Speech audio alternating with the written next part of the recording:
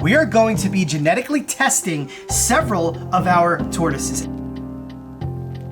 because we have extremely awesome big plans for what's going to happen with this giant pond. And this is an emotional moment, guys. This is the very first time in this tortoise's life that she is experiencing natural sunlight. Somebody was just gonna throw her outside into the wilds of New Jersey in February. Lots of positive vibes in today's video. If you guys recall from last week, we took in this unfortunate tortoise who we have named Bubbles, and she is by far the worst case of neglect we've ever seen with a tortoise in captive management. Raised with nothing more than a regular household bulb, which is not for reptiles, fed an improper diet and given almost no room, this tortoise has grown up with a spongy shell and soft bones.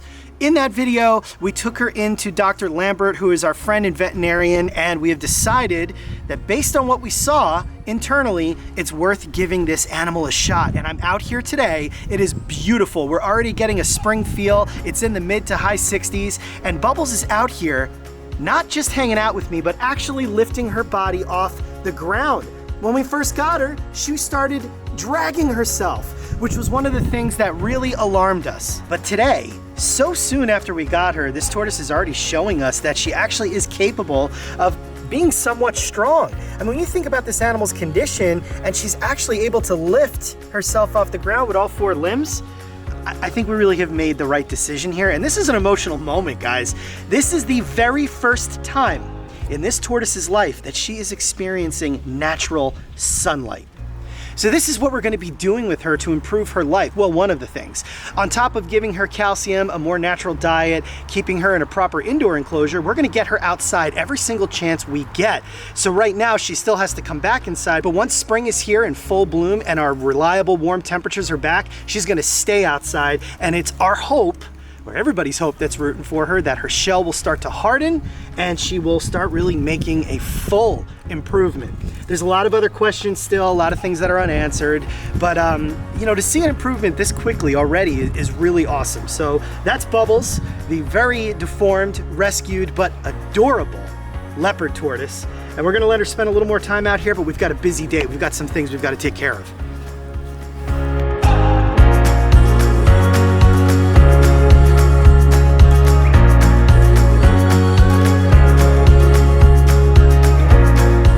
There's work to be done. Today we're gonna round up our North American wood turtles out of our big giant aquascape ecosystem because we're moving them to a smaller, more appropriate aquascape ecosystem. So come on.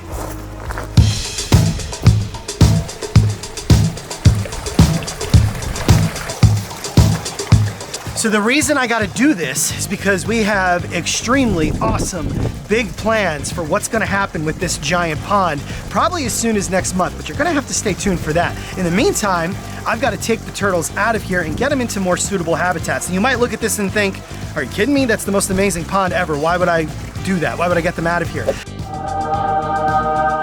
It's because different species of turtles have specific requirements in their habitats. This has worked to some degree, but wood turtles come from the Northeast and all the way over to the Great Lakes region. So even down here in southern New Jersey, this is really not as northern as it should be for them. And when they're exposed to extreme sunlight like this all year long, it actually has negative effects on them because they come from very forested areas with beautiful mountain streams. And we happen to have that for them. And in fact, when Aquascape first came here to build all this, they built this pond up front with the wood turtles in mind.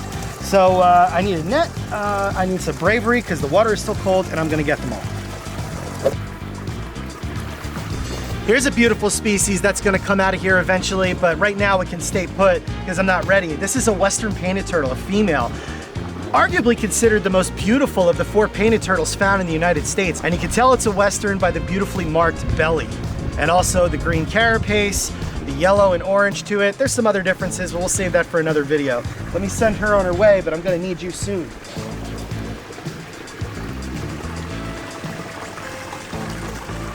So graceful. Okay, wood turtles. Oh, there's one. There's a male right here.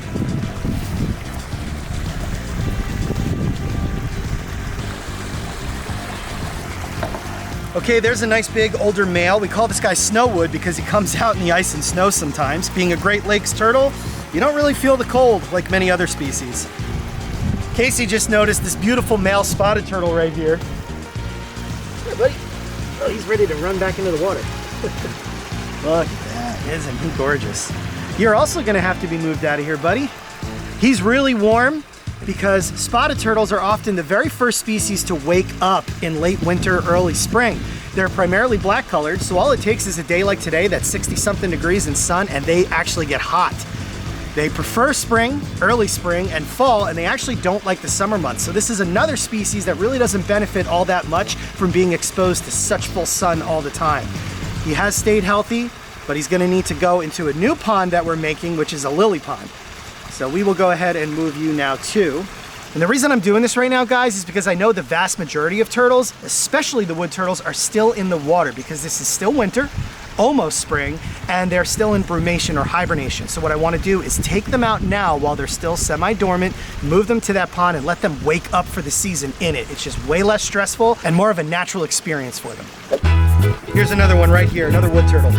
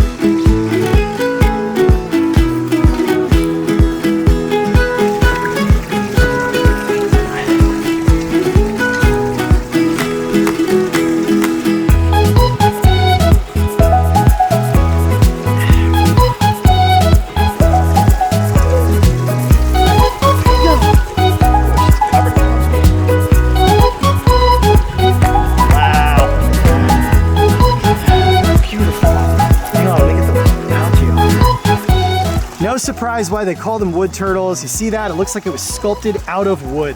That is where the name comes from. And historically, locals would call them old red legs because of the orange or red legs. But interestingly, the western variant of the wood turtle that comes out from the Great Lakes region in certain states actually has yellow skin, more like a Blanding's turtle would.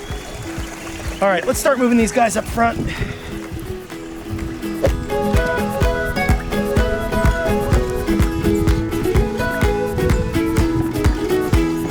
Okay, here we are. This is the front pen where we're gonna put these turtles. Now, if you know anything about wood turtles, this might already strike you as more suitable for them. We've got a lot of tree cover. However, when the sun does pass over, there are plenty of areas for these turtles to nest because they actually like upper areas that are filled with sand.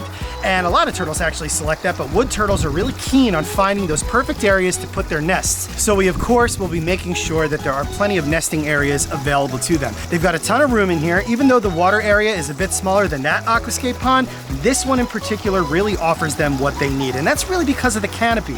The water is also a little bit more shallow, because these are not the best swimmers, but they do occur in river systems with rocky bottoms and plenty of leaf litter all around them. So these turtles are really gonna do well in here. I'm just gonna start releasing them in. So the reason I'm doing this and putting them directly in the water is because, as I said, I want them to actually wake up in here. Now you might be saying to yourself, what do you mean wake up? They're already kind of active. They're just semi-active right now because of the warm day, but we will be back into the 40s later this week, and these turtles are gonna wanna go back to sleep. They really, realistically, don't fully wake up until late March, early April, so that'll give them some time to finish their slumber, and then they'll wake up in this pen, and they'll already be semi-adapted to it, so there shouldn't be any hiccups come nesting season. Wood turtles they're so underrated. I'm sorry, they really, really are. And I know a lot of friends that work with them, both in the field and in captive management, will agree. And you know what? They're arguably considered the most intelligent reptile on the planet. And as someone who also works with or has worked with monitor lizards, I can tell you it's pretty close. Okay, here's one more. You ready, lady? Go back to sleep. I wish I could do that. See you next month. All right, time for the most exciting part of today's video. We are going to be genetically testing several of our Greek tortoises. And the reason is because we want to know exactly what the subspecies of some of them is. The reason for that is because the Testudo graeca species complex, which is the Greek tortoise family, is one of the most difficult tortoises to differentiate on the planet. They are all extremely similar, and in the case of this animal right here, you might even say, wow, that kind of looks like an Egyptian tortoise. Well, it's really not all that different. It's fully grown, just like a female Egyptian tortoise would be at this size, but this is believed to be the Tunisian Greek tortoise, Testudo graeca nabulensis. An interesting fun fact about this animal, in 1990, when it was discovered by Andy Highfield of the Tortoise Trust, he dubbed this animal as a full species. And at the time, it wasn't even considered a Greek or spur-thighed tortoise. It was called Furculicheles nabulensis, the Tunisian tortoise. Well, here we are with our own pretty decent sized group of these animals. But the problem with these animals that at some point in time were imported into other countries for the pet trade, there's not much locality data on them, if any at all. And that is so important when it comes to understanding these animals. If it were snakes, people would be all over it like white on rice because snake locality data has always been very paramount. Well, it needs to be just as important with tortoises because it really is just as crucial. So what we're gonna do today is we're gonna take some genetic samples, mouth swabs, from these beautiful animals and also another group of Greek tortoises and try to patiently wait out the results that'll be coming from overseas at a genetics department. First things first, I'm gonna glove up. Reason I'm gloving up is because we're dealing with genetic samples here. We don't want the potential mix-up of anything happening. We have to be very careful to make sure that each animal is properly identified and that the samples do not get mixed up.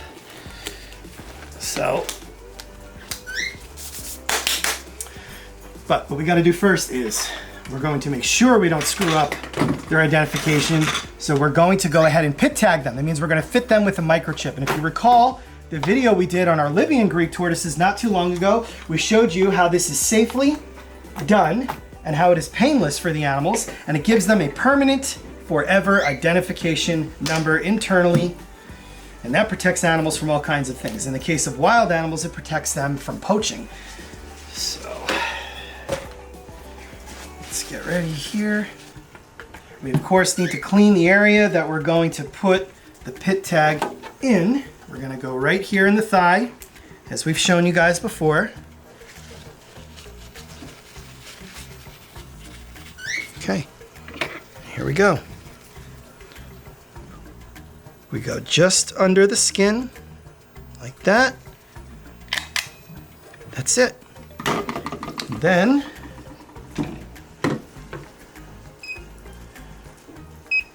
boom. This tortoise now has an identification number internally, so we won't screw anything up. Write her number down. I'm going to abbreviate TGN, which means Testudo graeca nabulensis, and this was the first one we did. And I'm going to write her special number down.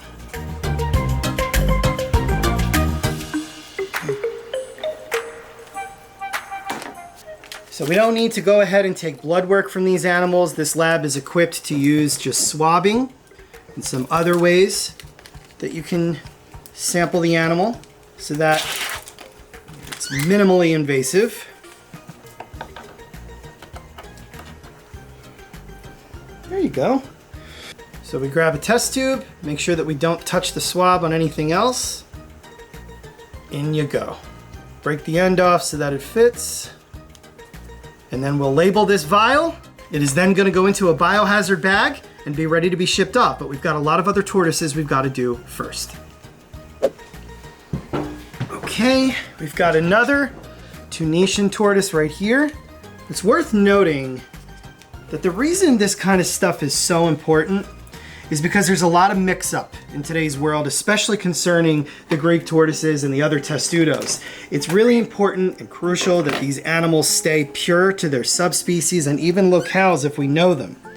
A lot of these animals are very different from each other, even though they are in the Greek tortoise family. The care and reproductive status of this little tortoise right here is nothing like the more common Greek tortoises, such as the Ibera Greek, Testudo graeca ibera. But people have a hard time identifying them and telling the difference between all these different types because they are in fact rather similar. So then they end up mixing them together. You end up with disease outbreaks, you end up with inbreeding, and then you can even end up with untimely deaths because a tortoise this small, although it could be fertilized by a male Ibera, would never be able to safely carry the Ibera's eggs. Okay, they lay way more eggs, the eggs get bigger, so it's kind of a recipe for disaster. Not to mention the other Greek tortoise types such as Ibera are extremely aggressive when it's compared to these little diminutive Egyptian-like tortoises. Okay, we've got her number. Another point worth noting that Casey brought up is that once you mix these species up and you create hybrids or crossbreeds, that's it for that animal. You've lost that species or subspecies. And over time, impurity becomes an actual real threat to the species as a whole. And that is not just in captivity. We're seeing this in nature now. The Western Hermann's tortoise, another tortoise that we've done some pretty extensive genetic work on, is a great example of that.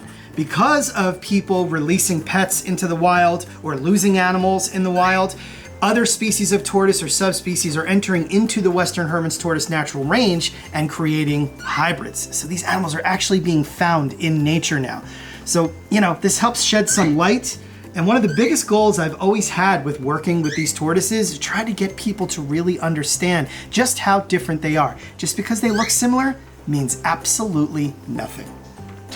So this is a little bit uncomfortable for the tortoises. It's just like us getting a strep throat swab. We don't like it, but that's really it. It's over pretty quickly, and we learned something from it. And that's exactly what is going to happen with these wonderful little tortoises. And they'll be eating as soon as I put them back. She really just kind of smacked my hand away, didn't she? Thank you for that.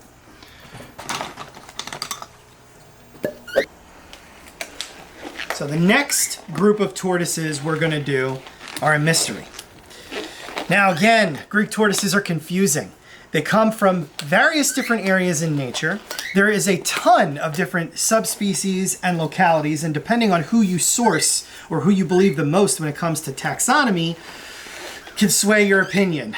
I'm not going to get into what mine is, but if you know me well, you know that I am a splitter and that I appreciate not just species and subspecies, but even geographical variants. The animals we're moving on to next are these. And we don't really know what these animals are. We do know that they're a Greek tortoise. We do know that they have very hefty appetites, as you can see there. We assume they come from Libya. That was the word on the street when they originally were imported, but they are not the classic Libyan Greek tortoise we've all come to know, which is Testudo graeca cyrenaica. And you can see right here that they do look vastly different from this animal. So coinciding with some studies that are already going on about Libyan Greek tortoises and the different variants that may occur there, we're going to go ahead and sample this group to see if we can really nail down what they are. So we're going to all have to be patient together. Trust me, it's hard. It takes a while. But again, it's crucial that we find out what these animals are because new species and subspecies are being found all the time. And hey, why not discover a new tortoise species, right? Could be, or it could be something that we already know of, and this could just be maybe a larger or smaller variant of something that already exists. Okay, so these pit tags or microchips that we've been using are the exact same ones that we use in the field where we do work with diamondback terrapins, other turtles, and of course work that I've done with snakes. So it's a very normal, safe process in giving animals identification numbers. And this is state-of-the-art equipment, so everything really goes nice and smoothly and the animal doesn't even know what's going on. So I'm just gonna annoy you one more time to get a mouth swab, an oral swab from you, and we'll send you on your way. I'm very excited for this project, you guys. There's so many mysteries out there, and these animals have and will inevitably still come into the pet trade across the world. So while we don't support the taking of them out of the wild, we of course want to know what they are. That is important to the species or subspecies survival from here on out. There we go. There we are. It wasn't so bad. Let's see if she's still hungry.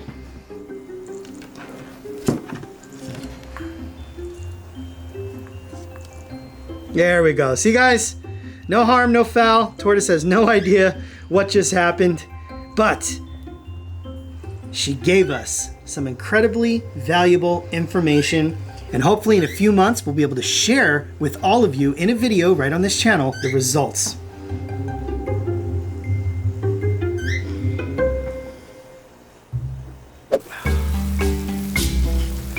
I wanted to save this for the very end of the video. Guys and girls, please welcome Ushari. She is our brand new snake. She's an adult female albino jungle boa that was donated to us by a wonderful human being. His name's Dan. He's actually a very long-time follower of us, and this snake has a really amazing story. Several years back, somebody who had her, that didn't want her anymore, was just gonna throw her outside into the wilds of New Jersey in February. Anybody who knows anything about these tropical dwelling snakes, boa constrictors would never survive a winter in New Jersey. So Dan couldn't let that happen. He took Ushari in, gave her some TLC, grew her all the way up with some incredible care, and she is an absolute puppy dog of a snake. She's unbelievably strong, but her disposition is so sweet. She's always been around kids safely her entire life. And now she gets to be an educational ambassador here with us at Garden State Tortoise, and we're super excited to have her and offer her a lifelong home. Look at that color, isn't that incredible? Yeah, I've said it before and I'll say it again, I am not much of a morph guy, but you do learn to appreciate these incredible colors when you see them in the flesh. Come here, girl. Ushari feeds on frozen thawed rats, and that's really it. She just kind of enjoys her life basking. We spray her down to take her out. That's how we can let her know that it's time to come out and that she's not being fed. Dan had instilled this behavior into her early on. He wanted to train her to know that there are times you are being fed and there are times that you're gonna come out and get some exercise. And that's exactly what we're doing with her right here. She's still settling in. She doesn't know where she is, but man, she's just so incredible. Just an absolutely beautiful snake, a wonderful quintessential example of the albino form of it. And she's just awesome. She's such a sweetheart. She's so awesome. I know some of you guys out there don't like snakes, and I'm sorry, but we absolutely love them here. So we will be showing you Ushari from time to time.